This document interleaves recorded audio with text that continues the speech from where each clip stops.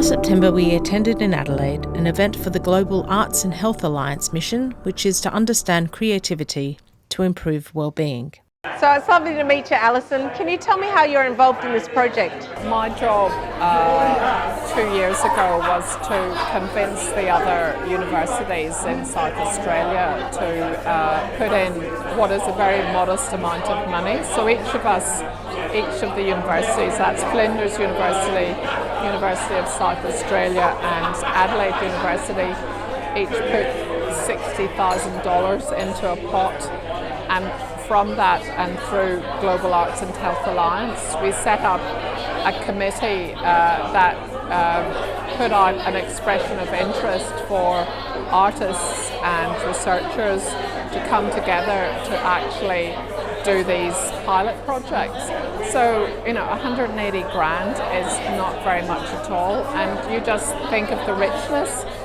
So what my job now is to convert that, let's call it $200,000 into 400, into 800, into $1,600,000, so that we start to build a whole sustainable platform of bringing artists and health professionals together, making sure that people are properly educated, trained, mentored, supported, that, as we heard today, that artists don't have to worry about where their next meal is coming from, that they know that they're valued, they're respected for what they do, and that actually the health professionals actually discover that there is an alternative world to pumping people full of tablets and restraining them and not having enough time to treat them as human beings.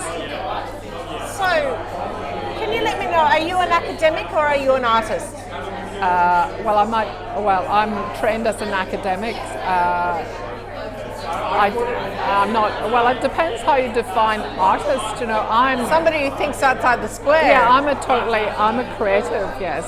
So, but there's a great sort of story in my family where my husband and I went to do life drawing classes, and if you do visual arts, you know that life drawing classes, you have to look at the model and then you have to do paint and charcoal. And one of the drawings I did, I was doing the model, and I sort of looked and I discovered I'd given her really multiple lips. So I sort of tried surreptitiously to wipe it off. It turned out that she had a moustache like Hitler.